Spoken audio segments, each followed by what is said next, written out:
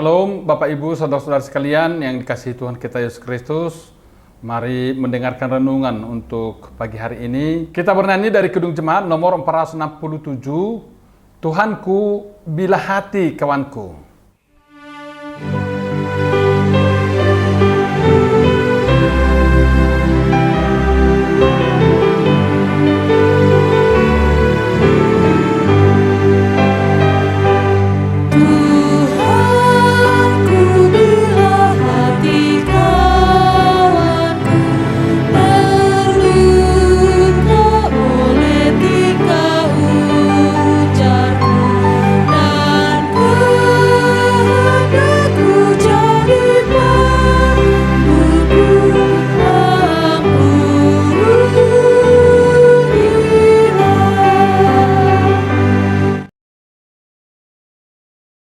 Kita bersatu dalam doa. Kasih penyertaan dari Allah Bapa dan kasih penebusan Tuhan Yesus Kristus dan kasih persekutuan daripada Roh Kudus, itulah yang menyertai hati dan pikiran kita semuanya di dalam Kristus Yesus Tuhan kita. Amin. Bapak Ibu, saudara-saudari yang dikasihi Tuhan kita Yesus Kristus, saudara-saudari sekalian dan semuanya. Renungan pagi hari ini dari Yeremia pasal 7 ayat yang ketiga. Demikian firman Tuhan. Beginilah firman Tuhan semesta alam, Allah Israel.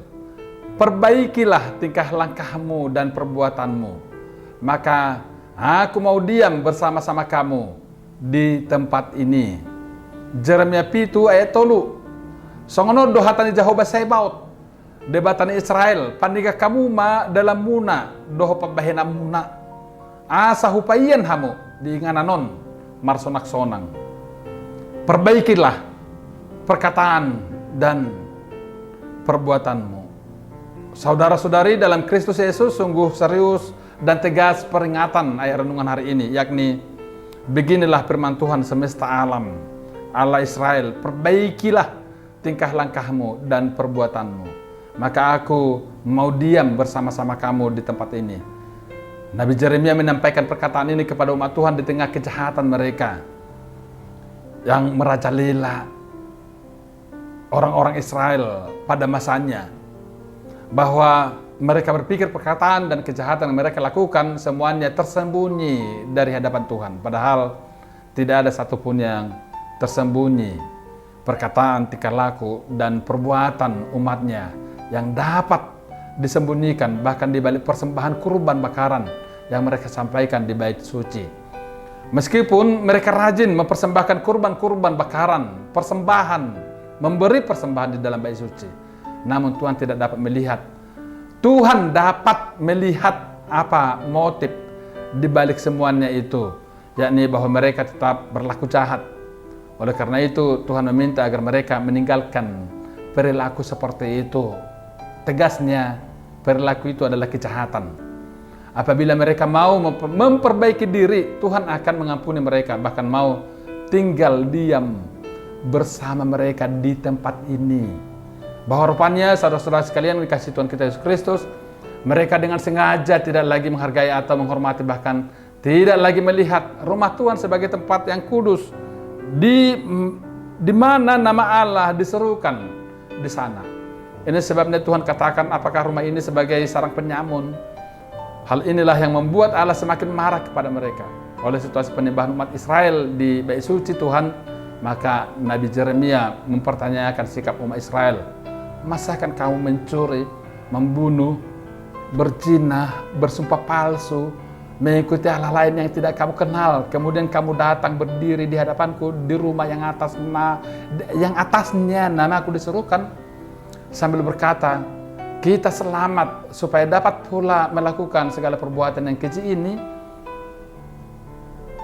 Perbuatan keji yang dimaksudkan Allah, yakni jangan percaya perkataan dusta yang berbunyi, ini baik Tuhan, ini baik Tuhan, ini baik Tuhan. Melainkan jika kamu sungguh-sungguh memperbaiki tingkah lakumu dan perbuatanmu, jika kamu sungguh-sungguh melaksanakan keadilan di antara kamu masing-masing, tidak menindas orang asing, tidak menindas orang miskin, tidak menindas yatim dan janda, tidak menumpahkan darah orang yang tidak bersalah di tempat ini, dan tidak mengikuti hal lain yang menjadi kemalanganmu sendiri. Maka aku mau diam bersama-sama kamu di tempat ini, di tanah yang telah kuberikan kepada nenek moyangmu dari dahulu kala sampai selama-lamanya. Saudara-saudari, kepada sikap seperti inilah diberitahukan. Dengan tegas Yeremia mengingatkan mereka. Bahkan telah berulang-ulang Nabi Yeremia menasihati umat Tuhan. Namun mereka tetap saja tidak mau mendengarkan peringatan dan nasihat Yeremia hingga dipermalukan. Inilah hukuman terhadap umat Allah karena telah mencemarkan bait Allah dengan menempatkan dewa-dewi mereka di sana. Dikatakan mencemarkan karena umat Israel telah mendirikan bukit-bukit pengorbanan di Tofet, di lembah Ben Hinnom, di sebelah selatan Yerusalem. Di situ umat mempersembahkan anak-anak mereka sebagai kurban bakaran bagi dewa-dewa mereka. Praktek semacam inilah muncul pada masa pemerintahan Raja Ahaz dan Manase, 2 Raja 16. Raja Josia sebenarnya menghapuskan praktik pengorbanan manusia pada masa pemerintahannya. Tetapi umat menghidupkannya kembali praktik ini, praktik ibadah yang semacam ini sesudah Yosia wafat. Dan bagi Tuhan sendiri perbuatan itu jahat dan jelas akan mendatangkan murkanya. Maka hukuman terhadap umat segera menjelang di depan mata.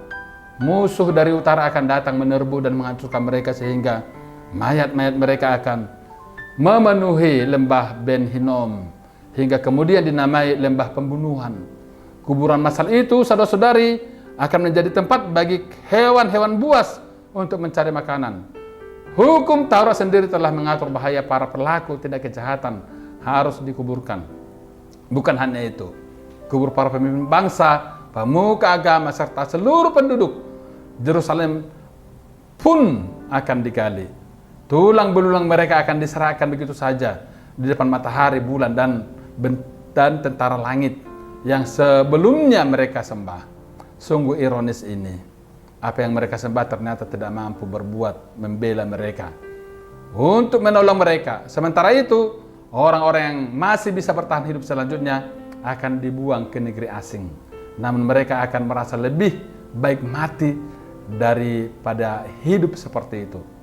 Nah, saudara-saudari sekalian yang dikasihi Tuhan kita Yesus Kristus, bercermin daripada peristiwa diberitakannya ayat renungan ini oleh Yeremia, seperti sudah dijelaskan, pesan renungan ini kepada kita saat ini ialah jangan pernah menggantikan tempat Allah dalam hidupmu, dalam hidup kita dengan berhala apapun, sebab besar hukumannya. Dan pun betapa mengerikan hidup dan matinya orang-orang yang berpaling dari Allah kepada berhala-berhala. Juga jangan bersembunyi di balik kasih karunia Allah yang dengan tetap hidup dalam dosa yang tersembunyi. Inilah desakan Yeremia melalui ayat renungan hari ini yang diperdengarkan kepada kita, bahwa kita bisa saja membual, aku seorang Kristen, Allah mengasihiku, aku takut bahaya, aku tidak takut bahaya. Tetapi sebenarnya kita terus melakukan bermacam-macam kejahatan, misalnya korupsi. Oleh sebab itu, jangan kita berpikir bahwa ketika Allah marah tanpa sebab. Allah tidak pernah membuat alasan untuk sengaja marah kepada kita, kecuali satu alasan, yaitu untuk kebaikan kita, keselamatan kita. Dan hal yang sama bagi kita ketika peringatan firman Allah ini disampaikan hari ini kepada kita. Tujuannya bukan sekedar mengecam kita, tetapi kita harus memperhatikan dengan sungguh-sungguh setiap peringatan yang disampaikan, karena ini menyangkut masa depan kita, menyangkut kebahagiaan hidup kita. Kalau firman ini datang sebagai teguran atau peringatan untuk kita, maka jangan pernah menolaknya. Marilah berlaku benar dalam kehidupan kita, saudara-saudara sekalian. Dalam sikap inilah yang merupakan keinginan Tuhan. Dan pesan renungan hari ini, Tuhan menghendaki pertobatan dalam kehidupan kita. Penulis Ibrani memberitahukan kepada umat Israel yang memberontak kepada Tuhan di padang gurun sebagai contoh mereka yang tidak mau bertobat. Ibrani 3 ayat 15-19. Ibrani 4 ayat 7, sebab itu ia menetapkan pula suatu hari, yaitu hari ini, ketika ia setelah sekian lama berfirman dengan perantaraan Daud, seperti dikatakan, pada hari ini jika kamu mendengar suaranya, janganlah keraskan hatimu. Perbuatan jahat dan mengeraskan hati, bahkan mempercayai perkataan dusta, adalah perbuatan penyimpangan terhadap firman Tuhan. Dan hal ini adalah merupakan dosa yang memiliki konsekuensi. Kalau kita tidak mengindahkan peringatan Tuhan, maka hukuman pasti akan kita terima. Jangan hendaknya kita mengikuti cara yang salah seperti yang telah dibuat oleh orang yang mendahului kita, telah melakukan yang jahat. Jika mereka tidak hidup dalam aturan dan cara hidup yang benar dan berkenan kepada Allah, maka dari apa yang sudah disampaikan oleh Yeremia ini memperlihatkan kepada kita bahwa kehidupan mereka mempunyai, dengan mengeraskan hati mereka, mempunyai dua hal yang sangat bertentangan. Mereka beribadah kepada Tuhan di bait Allah, tetapi hidup mereka juga tidak bisa dilepaskan dari perbuatan mereka yang jahat. Oleh karena itu, yang terakhir Bapak Ibu Saudara-saudara sekalian, jangan sampai ada di antara kita yang setia atau rajin beribadah, tetapi juga tidak ketinggalan melakukan kejahatan. Aneh dan keanehan ini. Ketika umat Israel melakukan kejahatan seperti ini, Allah memperingatkan mereka. Namun sangat disayangkan, mereka keras kepala, tegar tengkuk, tidak mau mendengarkan ketika Allah berbicara kepada mereka. Maka sekarang, oleh karena kamu telah melakukan segala perbuatan itu juga, demikianlah firman Tuhan. Dan oleh karena kamu tidak mau mendengarkan, sekalipun aku berbicara kepadamu terus menerus, dan kamu tidak mau menjawab sekalipun aku berseru kepadamu, tentu kalau renungan ini memperingatkan kita, itu karena Dia mengasihi kita. Dan janganlah mengeraskan kepala atau berkepala batu. Alkitab berkata, barang siapa yang kukasihi, ia kutegur. Wahyu 3 ayat 19, barang siapa kukasihi, ia kutegur dan kuhajar. Sebab itu, relakanlah hatimu dan bertobatlah. Allah tidak marah tanpa alasan karena perbuatan keji yang kita lakukan. Dan sebabnya Alkitab mengatakan teguran itu datang karena Ia mengasihi kita semua. Jika saat ini kecenderungan orang Kristen berlomba dan bersaing untuk membangun rumah ibadah yang indah, megah, dan dapat menampung banyak umat, ruangan pun dibuat senaman mungkin dengan AC dan peralatan lainnya, peredam suara, dan musik yang begitu merdu. Ketika hal itu telah dilakukan, tampaknya ada suatu kebanggaan bahwa gereja tidak kalah dengan gereja lainnya. Namun, Tuhan berfirman kepada umat Israel melalui Nabi Yeremia, menerukan agar tidak membanggakan apalagi mengandalkan baik Tuhan. Sebab yang menyelamatkan bukan baik Tuhan, melainkan Tuhan sendiri yang hadir dan berdiam bersama dengan umatnya. Kehadiran Allah di tengah-tengah umat bukanlah karena ada baik suci, tetapi karena Ia berkenan perbuatan menindas orang asing, anak yatim janda, menumpahkan darah orang yang tidak bersalah, dan mengikuti Allah lain, haruslah ditinggalkan, singkirkan. Sebab semua perbuatan itu tidak berkenan di mata Tuhan. Menghalangi Tuhan berdiam di antara mereka, bahkan mendatangkan kemalangan bagi mereka. Teguran Nabi Yeremia melalui renungan hari ini juga berlaku bagi kita, mengingatkan kita saudara-saudara sekalian bahwa yang terpenting bukanlah bangunan itu atau ritualnya, tetapi berkenan di hadapan Tuhan, yakni melakukan kasih, melakukan kebenaran dan keadilan. Mari terus memperbaiki perilaku kita agar Tuhan berkenan diam bersama di tengah kita dan memberkati kita. Amin. Kita berdoa. Sungguh kami berterima kasih ya Tuhan atas nasihat dan teguran-Mu untuk semakin kami bijaksana dan mendekatkan diri di hadapan-Mu. Dan Engkau berkenan hadir dan berdiam diri di tempat mana saja kami berdiam.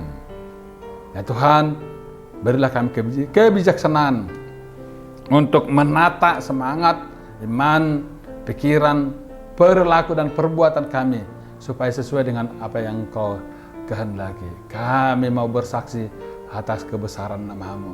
Kami mau memuji nama-Mu dalam kehidupan kami, yang memberi perlindungan dalam kuasa-Mu secara bersama di antara kami. Terima kasih firman-Mu hari ini. Dan kami bersyukur kepadamu di dalam nama Tuhan kami Yesus Kristus. Amin. Marilah kita bersatu dalam doa Bapa kami. Bapa kami yang di surga, dikuduskanlah nama-Mu, datanglah kerajaan-Mu. Jadilah kehendak-Mu di bumi seperti di surga. Berilah kami pada hari ini makan kami yang secukupnya, dan ampunilah kami kesalahan kami, seperti kami juga telah mengampuni orang bersalah kepada kami.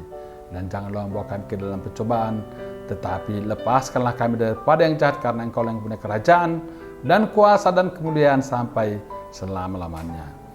Amin. Terimalah berkat daripada Tuhan. Tuhan memberkati engkau dan melindungi engkau. Tuhan menghadapkan wajahnya kepadamu serta memberi engkau kasih karunia. Tuhan menyinari engkau dengan wajahnya serta memberi engkau damai sejahtera. Amin.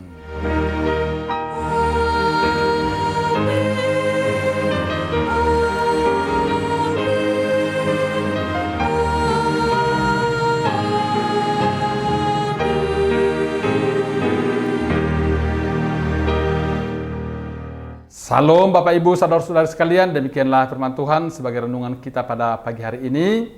Tetaplah semangat dan kuatlah dalam aktivitas, bertekunlah senantiasa dalam doa. Amin.